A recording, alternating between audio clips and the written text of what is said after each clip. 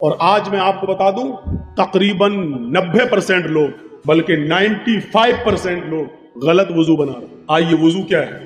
داہنے ہاتھ پر پانی لیجئے چلو ایسے لوٹا الٹا، اور اس سے پھر آپ اپنے ہاتھوں کو 3 بار دھوئیں گے اور داہنے ہاتھ کی انگلی کو بائیں ہاتھ کی انگلی میں ایسے ڈالیں گے۔ پھر یہ ابھی 1 بار ہو گیا، پھر دوبارہ پانی لیجئے، پھر اس کو ایسے ملیے اور پھر داہنے ہاتھ کی انگلی کو بائیں ہاتھ کے اندر اور بائیں ہاتھ کی انگلیوں کو دائیں ہاتھ کی انگلیوں کے اندر ڈال کے خلال کی، یہ 3 بار۔ اب کیا کرنا ہے؟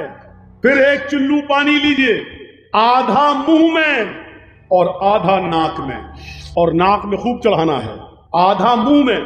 شروع میں بھی عادت ڈالو گے تو پورا اندر چلا جائے گا منہ، لیکن 2-4 دن کرو گے تو عادت بن جائے گی۔ کریے، آدھا منہ میں اور آدھا ناک میں چڑھائیے۔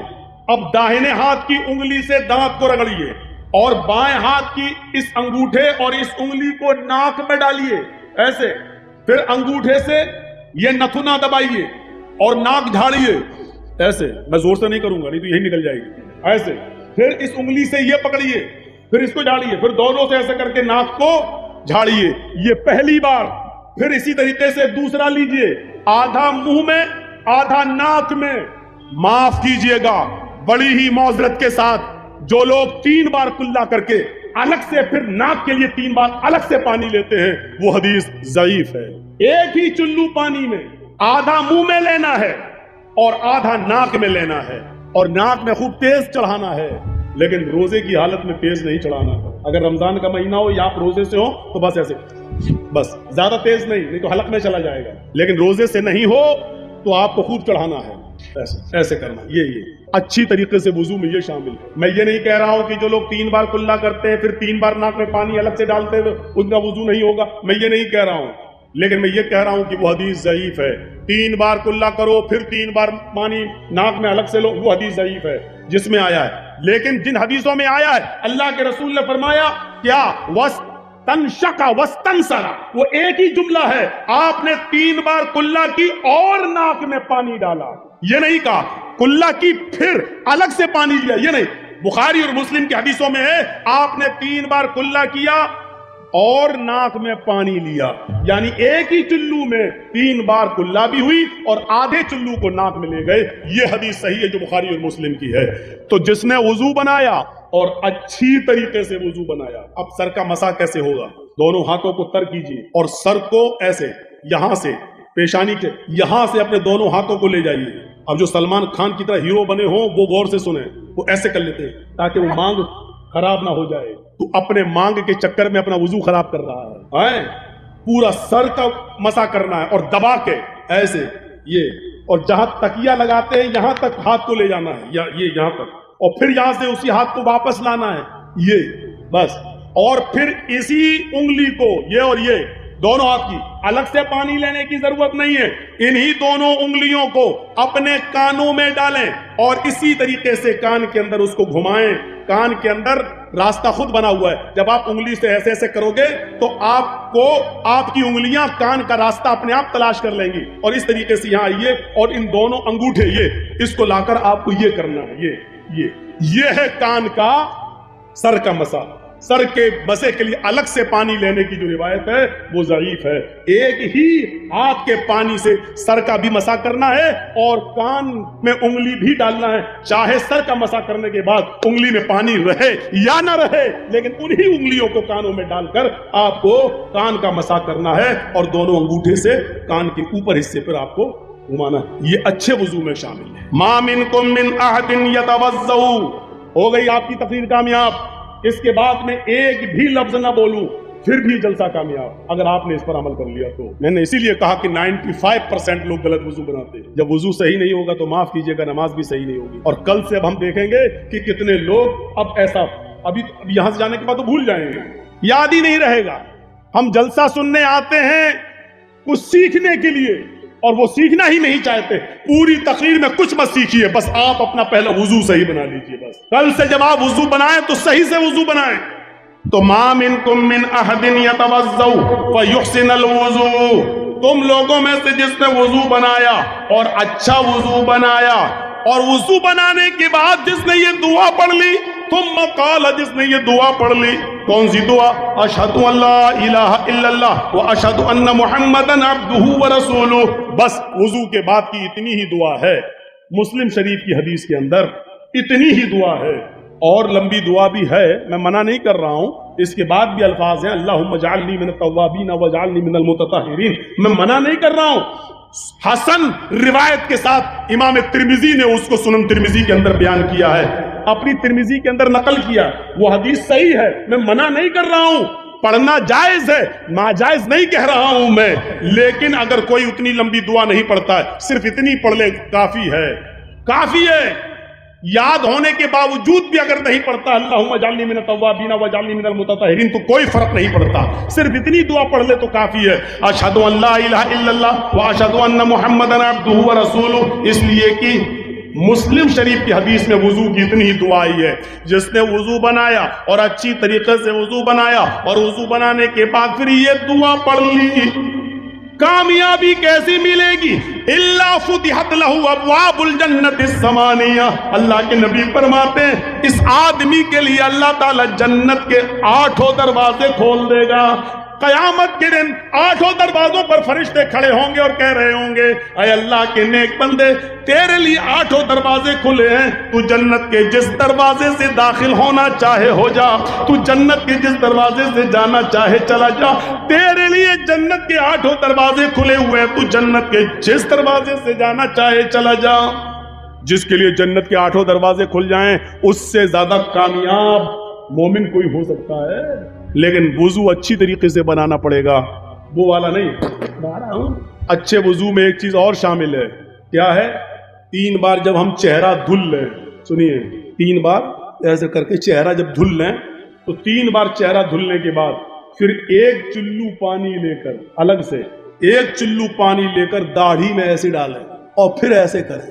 یہ داڑھی کا خلال یہ ایسے الگ سے 1 چلو پانی لے کر 3 بار چہرہ دھلنے کے بعد پھر 1 چلو پانی لے کر داڑھی میں ڈال کے ایسے ایسے یہ داڑھی کا خلال کریں. لیکن داڑھی کا خلال وہ کریں گے جن کی داڑھی ہے، اور جو بیچ والے بنے بیٹھے ہیں ان سے تو کچھ کہہ ہی نہیں سکتے ہیں. وہ تو بیچارے 1 چلو لیں گے، کس کا خلال کریں گے؟ وہ تو پتہ نہیں بیچارے جب رات میں سوتے ہوں گے، بیوی ادھر سو رہی ہے، مرد ادھر سو رہا، بچہ بیچارہ ادھر ہے. اب رات میں اگر بچے کو ماں کے دودھ پینے کی ضرورت پڑ جائے تو بیچارہ ہاتھ مار کے دیکھ رہا تو دونوں کے گال چکنے ہیں، کہیں ایسا نہ ہو کہ وہ باپ ہی کو امبا سمجھ بیٹھے. خیر، اب داڑھی کے اوپر ایک مستقل ایک موضوع ہے، وہ کبھی بعد میں بتاؤں گا. وہ مستقل ایک موضوع ہے، داڑھی پہ جاؤں گا تو رات گزرے گی اور پھر جو ہم بولنا چاہتے ہیں وہ بول نہیں پائیں گے. تو ہمیں اور آپ کو یہ بھی سوچنا چاہیے. آج کل ہم دیکھ رہے ہیں، سوشل میڈیا پر بھی دیکھ رہے ہیں اور پورا انڈیا گھوم کے ہم دیکھ رہے ہیں، آج کل داڑھی بھی ایک فیشن نکلی ہوئی ہے. مسلمانوں سے زیادہ غیر مسلم لوگ آج کل داڑھی رکھا رہے ہیں. فیشن ہی صحیح، لیکن مسلمانوں سے زیادہ آج غیر مسلم لوگ داڑھی رکھا رہے ہیں. میں اٹاوا سے اپنا شہر کو تھوڑا سا کچھ دنوں کے لیے چھوڑ کے میں لکھنؤ آ گیا ہوں. اس وقت لکھنؤ میں رہ رہا ہوں. اپنے بچوں کے ایڈمیشن میں نے لکھنؤ میں کرا دی ہے، اس لیے مجھے رہنا پڑ رہا ہے. وہاں میں نے فلیٹ لے لیا ہے، وہاں رہ رہا ہوں. لکھنؤ کے اندر میں دیکھ رہا ہوں غیر مسلموں کا حال، مسلمانوں سے زیادہ غیر مسلم لوگ داڑھی رکھارے کے عادی بن چکے ہیں. کبھی کبھی تو تعجب ہوتا ہے، لگتا ہے کہ جیسے یہ مسلمان لوگ جا رہے ہیں. کبھی کبھی ایسا ہوتا ہے میں گزر رہا ہوں سلام کر لیتا ہوں، اب وہ کہتا نمستے، تب سمجھ میں آتا ہے کہ یار یہ تو غیر مسلم ہے. بھائی میں داڑھی دیکھ کر سلام کر رہا ہوں، ایسی داڑھی نہیں ہے، اچھی خاصی بڑی. اور بڑی داڑھی تو آج کل ماشاء اللہ تو نہیں کہوں گا، ہمارے اس دیش کا سرووچ پد پر بیٹھا ہوا آدمی بھی رکھا ہوا ہے، وہ کسی کی بھی نقل کر رہا ہو. لیکن یہاں سے آپ اندازہ تو لگا سکتے ہیں کہ اگر داڑھی کے اندر خوبی نہ ہوتی اور داڑھی میں کمال نہ ہوتا تو اتنا بڑا آدمی اتنی چھوٹی داڑھی کو اتنی بڑی نہیں کرتا. وہ اگر مقصد چاہے دھوکہ دینا ہی ہو، لیکن داڑھی تو بڑی کر ہی رہا ہے. اگرچہ اس کی داڑھی یہ بتا رہی ہے کہ میری داڑھی جیسے جیسے بڑی ہوتی جائے گی میں اتنا ہی بڑا دھوکہ دیتا رہوں گا دیش کو. وہ الگ بات ہے کہ وہ میسج کچھ بھی دے، لیکن داڑھی تو ہے ہی نا. تو اب یہ صورتحال ہو گئی. مسلمانوں عبرت حاصل کرو، عبرت حاصل. تو یہ کامیاب انسان کی زندگی. آئیے ایک اور راستہ بتاتا ہوں آپ کو. کتنا ٹائم لگے گا آپ کو؟ اذا قال المؤذن اللہ اکبر اللہ اکبر فقولوا اللہ اکبر اللہ اکبر. जब मुअज्जिन मस्जिद के मीनारे पर खड़ा होकर आज़ान के कलमात बुलंद करे और कहे अल्लाहु अकबर, तो तुम भी कहो अल्लाहु अकबर। जब मुअज्जिन कहे अशहदु अल्ला इलाहा इल्लल्लाह, तो तुम भी कहो अशहदु अल्ला इलाहा इल्लल्लाह। जब मुअज्जिन कहे अशहदु अन्ना मुहम्मदर रसूलुल्लाह, तो तुम भी कहो अशहदु अन्ना मुहम्मदर रसूलुल्लाह। जब अजान हो रही हो मस्जिद में और मुअज्जिन ये कहे तो आप वही कहो जो मुअज्जिन कह रहा है। अशहदु अन्ना मुहम्मदर रसूलुल्लाह का जवाब अशहदु अन्ना मुहम्मदर रसूलुल्लाह सल्लल्लाहु अलैहि वसल्लम नहीं है। बहुत से लोग क्या करते हैं अशहदु अन्ना मुहम्मदर रसूलुल्लाह, मुअज्जिन ने कहा सल्लल्लाहु अलैहि वसल्लम, यहाँ सल्लल्लाहु अलैहि वसल्लम नहीं पढ़ा जाएगा, अशहदु अन्ना मुहम्मदर रसूलुल्लाह ही उसका जवाब है।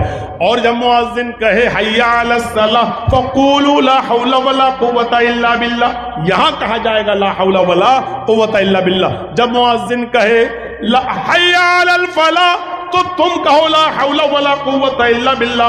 हय्या अलस सलाह हय्या अलल फलाह पे ला हौला वला कुव्वता इल्ला बिल्लाह, और पूरी अजान हूबहू उसी तरीके से मुअज्जिन के कलमात को दोहराना है। इसके बाद इनाम क्या है? फरमाया जिसने मुअज्जिन के अजान के कलमात को दोहराया, थुम्मा क़ाल अल्लाहुम्मा रब्ब हाज़िहि दावति ताम्मा वस्सलातिल क़ाइमा आति मुहम्मदनिल वसीला वल फज़ीला वबअसहु मक़ामम महमूदा अल्लज़ी वअदता। जिसने ये दुआ पढ़ ली, मुअज्जिन के अजान के कलमात दोहराए और उसके बाद ये दुआ पढ़ ली, अल्लाह के नबी सल्लल्लाहु अलैहि वसल्लम फरमाते ये कलमा, ये दुआ पढ़ने के बाद मुअज्जिन के कलमात दोहराने वाला और ये दुआ पढ़ने वाला क़यामत के दिन जहन्नम के दरवाजे पर भी खड़ा होगा। उसको हुक्म हो गया होगा कि इसको जहन्नम में फेंक दो। ऐसे इंसान के लिए भी हुल्लत लहू शिफाअती यौमल क़यामह, क़यामत के दिन अल्लाह की तरफ से मेरे लिए शिफाअत हलाल कर दी जाएगी और मुझे इजाजत मिलेगी कि ऐसे इंसान की मैं सिफारिश करूं और शिफाअत करके उसको जन्नत का मुस्तहिक बना दूं। लिहाजा मैं ऐसे शख्स के लिए क़यामत के दिन शिफाअत करूंगा और अल्लाह मेरी शिफाअत को कबूल करके उसको जन्नत में दाखिल कर देगा। इससे बड़ी कामयाबी क्या हो सकती है? ये कामयाब इंसान है जो इंसान जहन्नम के दरवाजे पे खड़ा हो, लेकिन दुनिया में वो अजान के कलमात दोहराता था और अजान के बाद की दुआ पढ़ता था। अल्लाह के नबी फरमाते हैं मेरे लिए उसकी शिफाअत हलाल होगी और मैं उसको जन्नत के अंदर ले जाऊंगा। एक सहाबी अल्लाह के नबी के पास आए और बुखारी शरीफ की हदीस तो ये कहती है वअन अबी हुरैरा रज़ियल्लाहु तआला अन्हु अनिन नबी सल्लल्लाहु अलैहि वसल्लम अन्ना अराबियन अतन नबी सल्लल्लाहु अलैहि वसल्लम फ़क़ाल दुल्लनी अला अमलिन इज़ा अमिलतुहु दख़लतुल जन्नह। यह है बुखारी शरीफ के हदीस के अल्फाज। हजरत अबू हुरैरा फरमाते हैं एक देहाती अल्लाह के नबी के पास आ गया। अन्ना अराबियन अतन नबी सल्लल्लाहु अलैहि वसल्लम, एक देहाती अल्लाह के नबी के पास आया और आकर कहने लगा अल्लाह के रसूल मैं देहाती आदमी हूँ, गाँव देहात का रहने वाला हूँ, मुझे शॉर्टकट में बता दीजिए जन्नत में जाने का रास्ता क्या है। दुल्लनी अला अमलिन, एक ऐसा अमल मुझे बताइए अमिलतुहु दखलतुल जन्नह, कि मैं उस पर अमल करूं और जन्नत में दाखिल हो जाऊं, यानी मैं कामयाब हो जाऊं, मैं जन्नती बन जाऊं। अल्लाह के नबी सल्लल्लाहु अलैहि वसल्लम ने फरमाया, क्या कहा? क़ाल तअबुदुल्लाह वला तुशरिकु बिही शैया। तुम जन्नत में जाना चाहते हो? हाँ, अल्लाह की इबादत करो, उसके साथ किसी को शरीक मत करो। देखिए जन्नत में जाने के रास्ते बता रहा हूं, गौर से सुन लीजिए, बहुत आसान है। अगर हमने इन रास्तों पे अमल कर लिया तो जन्नत में दाखिल हो जाएंगे और जहन्नम से बच जाएंगे हम। सुन लो ये अमल, तअबुदुल्लाह वला तुशरिकु बिही शैया, अल्लाह की इबादत करो और उसके साथ किसी को शरीक मत करो। उसके बाद आपने फरमाया व तुकीमुस सलातल मक्तूबता, और फर्ज नमाज को पाबंदी के साथ पढ़ते रहो, उसमें कभी कोताही मत करो, जब वक्त हो पढ़ लो, फर्ज नमाज को कभी मत छोड़ो। व तुअद्दिज़ ज़कातल मक्तूबता मफरूज़ता व तुअद्दिज़ ज़कातल मफरूज़ता, और जो ज़कात फर्ज की गई है तुम्हारे ऊपर, यानी 7.5 तोले सोना या 52.5 तोले चांदी के तुम मालिक हो, या उतना पैसा तुम्हारे पास है और उसको 1 साल गुजर चुकी है तो तुम्हारे ऊपर ज़कात फर्ज है। 100 रुपए में 2.5 रुपए। अब ज़कात एक मुस्तकिल मौजू है। किसी के पास तालाब है, तालाब में मछलियां हैं तो मछलियों में ज़कात है या नहीं?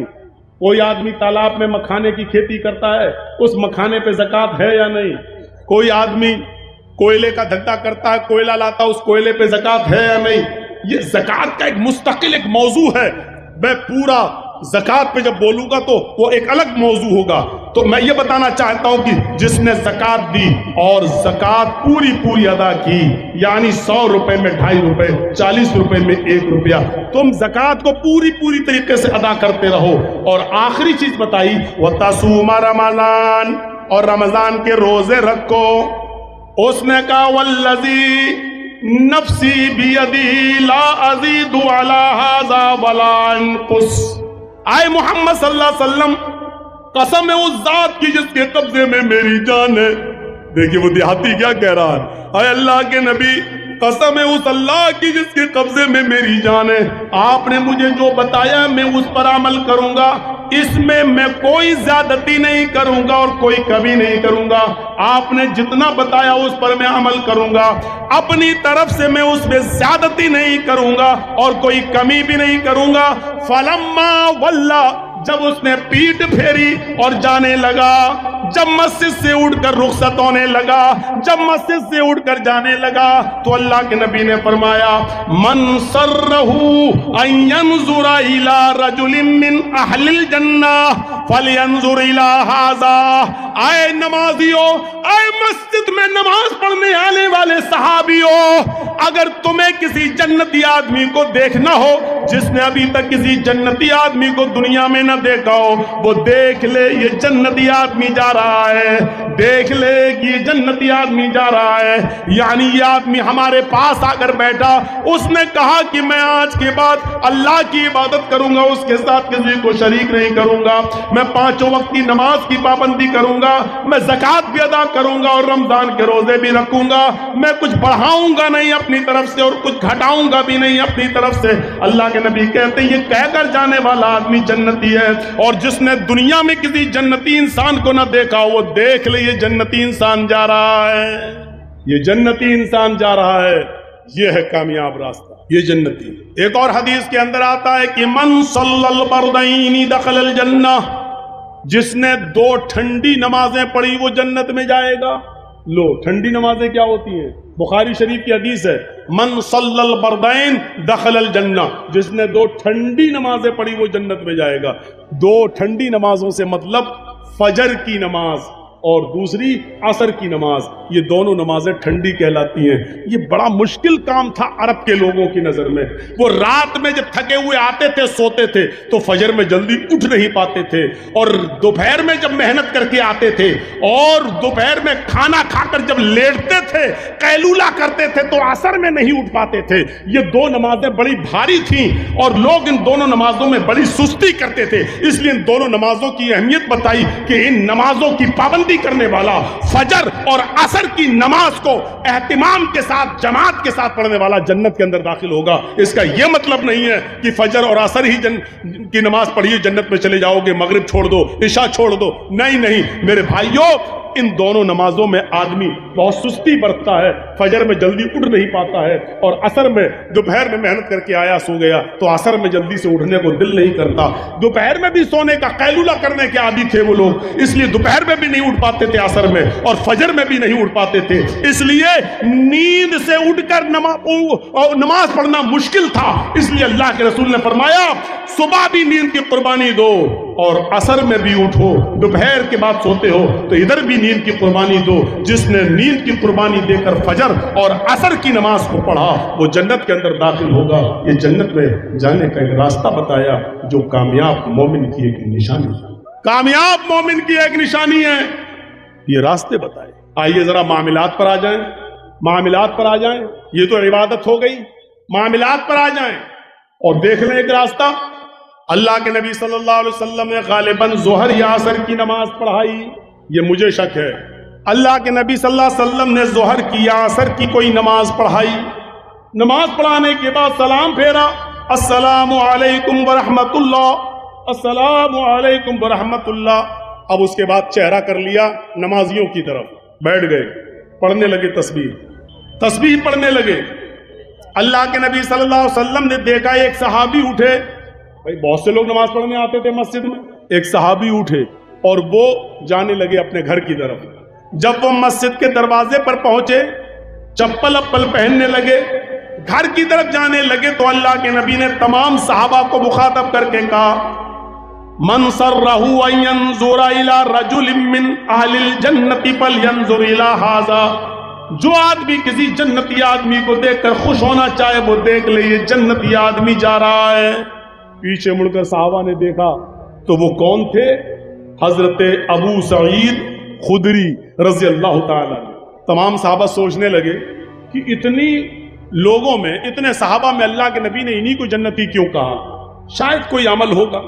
دوسرے دن پھر نماز پڑھائی اور دوسرے دن جب سلام پھیرا تو پھر وہی صحابی اٹھے اور جانے لگے۔ اللہ کے نبی نے دوسرے دن بھی کہا جس نے جنتی آدمی نہ دیکھا وہ دیکھ لے یہ جنتی آدمی جا رہا ہے۔ تیسرے دن بھی آپ نے نماز پڑھائی اور نماز پڑھانے کے بعد جب سلام پھیرا تو پھر وہ صحابی اٹھے اور جانے لگے۔ اللہ کے نبی نے کہا جس نے جنتی آدمی نہ دیکھا ہو وہ دیکھ لے یہ جنتی آدمی جا رہا ہے۔ صحابہ نے پھر پیچھے مڑ کے دیکھا تو وہی ابو سعید خدری۔ حضرت عبداللہ ابن عمر نے کہا 3 دن سے برابر اللہ کے نبی انہی کو جنتی کہتے چلے جا رہے ہیں، پتہ نہیں یہ کیا عمل کرتے ہیں۔ بھائی جتنی ہم نمازیں پڑھتے ہیں اتنی یہ پڑھتے ہیں، جتنا ہم روزہ رکھتے ہیں اتنا یہ رکھتے ہیں، جتنا ہم عمل کرتے ہیں اتنا یہ عمل کرتے ہیں، پھر ہم جنتی نہیں یہ جنتی، ایسا کیوں؟ تو دل میں سوچا ہو سکتا ہے شاید گھر میں یہ کچھ ایسا عمل کرتے ہو کہ جس کی وجہ سے اللہ کے رسول نے ان کو جنتی کہا ہو اور جبرائیل نے بتا دیا ہو کہ اللہ کے نبی یہ جنتی ہیں۔ تو حضرت عبداللہ ابن عمر ان کے گھر چلے گئے اور نوجوانوں ذرا دیکھو ادھر اور عبرت حاصل کرو، ان کے جنتی ہونے کی وجہ کیا تھی؟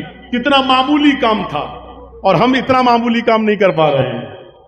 حضرت عبداللہ ابن عمر جب ان کے گھر پہنچے تو فرمایا کہ میں تمہارے گھر رہنا چاہتا ہوں 2-3 دن۔ ابو سعید خدری نے کہا کیوں، کیا بات ہے؟ رہنے کو منع نہیں کر رہا ہوں لیکن وجہ کیا بتاؤ تو۔ کہا کہ میرے باپ سے میرا جھگڑا ہو گیا ہے اور غصے میں گھر جانا نہیں چاہتا ہوں۔ میں چاہتا ہوں کہ 2-3 دن میرے باپ کو میری غیر موجودگی میں میری محبت کا احساس ہو جائے، پتہ چل جائے میں اپنے ماں باپ سے لڑ کے آیا ہوں، اس لیے میں آپ کے گھر رہنا چاہتا ہوں، میں اپنے گھر 2-3 دن جانا نہیں چاہتا۔ ابو سعید خدری نے کہا ماں باپ سے لڑائی لڑنا اچھی بات نہیں ہے، ویسے رہو میرے گھر کوئی دقت نہیں ہے لیکن ماں باپ سے لڑنا اچھی بات نہیں ہے۔ کہا ٹھیک ہے 2-3 دن کے بعد ہم اپنے ماں باپ کے پاس چلے جائیں گے۔ رہنا شروع کر دیا۔ اب رہنے کا مقصد تو کچھ اور تھا لیکن 3 دن رہے ادھر بھی کوئی خاص عمل دکھائی نہیں دیا۔ جتنا میں اپنے گھر میں نماز پڑھتا ہوں اتنا یہ بھی پڑھتے ہیں، تہجد کے علاوہ یہ کچھ پڑھتے ہی نہیں ہے، تہجد کے علاوہ میں بھی کچھ نہیں پڑھتا۔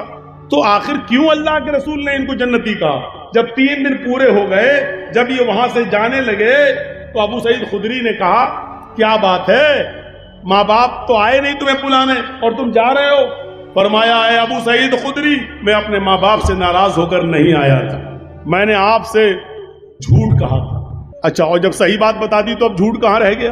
کہا میں تو صرف یہ دیکھنے آیا تھا کہ 3 دن آپ نے اللہ کے نبی کے پیچھے نماز پڑھی اور 3 دن جب نبی نے سلام پھیرا تو آپ اٹھ کے چل دیے۔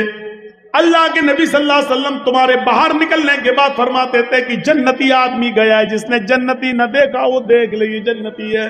میں نے دیکھا کہ تمہارا عمل ہم سے زیادہ نہیں ہے، شاید گھر میں کوئی عمل کرتے ہو، میں گھر میں تمہارا عمل دیکھنے کے لیے چلا آیا اور بہانہ یہ کیا کہ میرے ماں باپ مجھ سے ناراض ہیں، لیکن دیکھ یہ رہا تھا کہ آپ گھر میں کیا کرتے ہیں۔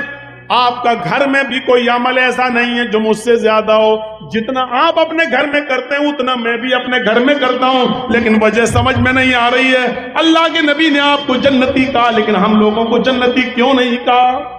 ابو سعید خدری کہتے ہیں واللہ عالم، اللہ ہی بہتر جانتا ہے، مجھے نہیں معلوم کہ اللہ کے نبی نے مجھے جنتی کیوں کہا ہے۔ ہمارا عمل تمہارے عمل سے کوئی زیادہ نہیں ہے، جتنا تم کرتے ہو اتنا میں بھی کرتا ہوں، لیکن ہاں شاید ایک چیز ہو۔ اب سنو وہ چیز، رام گھاٹ، رانی پترا، پورنیا اور ادھر ادھر سے آنے والوں، اب سنو وہ چیز، شاید ایک چیز جو میں کرتا ہوں وہ اور لوگ نہ کرتے ہوں۔ کیا کہ اللہ کے نبی جیسے ہی نماز پڑھانے کے بعد سلام پھیرتے ہیں میں اپنے گھر چلاتا ہوں، سنتیں اپنے گھر پہ پڑھتا ہوں، میں مسجد میں نہیں پڑھتا، اپنے گھر پہ پڑھتا ہوں۔ عبداللہ ابن عمر کہتے ہیں یہ بھی نہیں، کیونکہ سنتیں تو میں بھی اپنے گھر پہ پڑھتا ہوں۔ پھر کہا کہ ایک عمل اور ہو سکتا ہے۔ کہا کیا؟ کہا میں نماز پڑھنے کے بعد مسجد سے فوراً نکل آتا ہوں اور اپنے گھر آ جاتا ہوں، میں نہ تو مسجد میں فضول بیٹھتا ہوں نہ بازار میں بیٹھتا ہوں، میرے کانوں نے آج تک اپنے کسی مسلمان بھائی کی غیبت نہیں سنی، اور میری زبان نے بھی آج تک کسی مسلمان بھائی کی غیبت نہیں کی، نہ میں کسی کی برائی اپنی زبان سے کرتا ہوں، نہ کسی کی غیبت اور برائی کو اپنے کانوں سے سنتا ہوں۔ عبداللہ ابن عمر کہتے ہیں بس اے ابو سعید خدری، شاید یہی عمل ہے تمہارا کہ تم کسی کی غیبت نہیں کرتے، کسی کی برائی نہیں کرتے، اور تم کسی کی برائی نہیں سنتے، شاید یہی عمل ہوگا۔ پھر یہ مسجد میں آئے اللہ کے نبی کے پاس اور کہا اللہ کے رسول، ہم نے ابو سعید خدری کے گھر میں بھی دیکھا، ہمارا عمل ان کا نہ تو باہر ہم سے زیادہ ہے، اور ان کا عمل ہمارے عمل سے نہ تو گھر میں زیادہ ہے نہ مسجد میں زیادہ ہے، پھر کیا وجہ ہے کہ آپ نے ان کو جنتی کہا ہے؟ انہوں نے مجھے یہ وجہ بتائی ہے۔ اللہ کے نبی کہتے ہیں ہاں آئے میرے صحابیوں، ابو سعید خدری کے اندر یہی خوبی ہے کہ وہ نماز پڑھنے کے بعد پھر فضول نہ تو مسجد میں بیٹھتے نہ بازار میں نہ چوراہے پر، وہ کسی کی غیبت نہیں کرتے، کسی کی برائی نہیں کرتے، اور وہ کسی کی برائی بھی نہیں سنتے، کسی کی غیبت بھی نہیں سنتے۔ یہی وہ عمل ہے جس نے ابو سعید خدری کو جنتی بنا دیا ہے۔ مسلمانوں، جنت ہمیں بیٹھے بٹھائے مل سکتی ہے، بشرطیے کہ ہم اپنے مسلمان بھائیوں کی برائی اپنے منہ سے کرنا چھوڑ دیں، اور اپنے مسلمان بھائیوں کی جہاں برائی ہو رہی ہے اس کو اپنے کانوں سے سننا چھوڑ دیں۔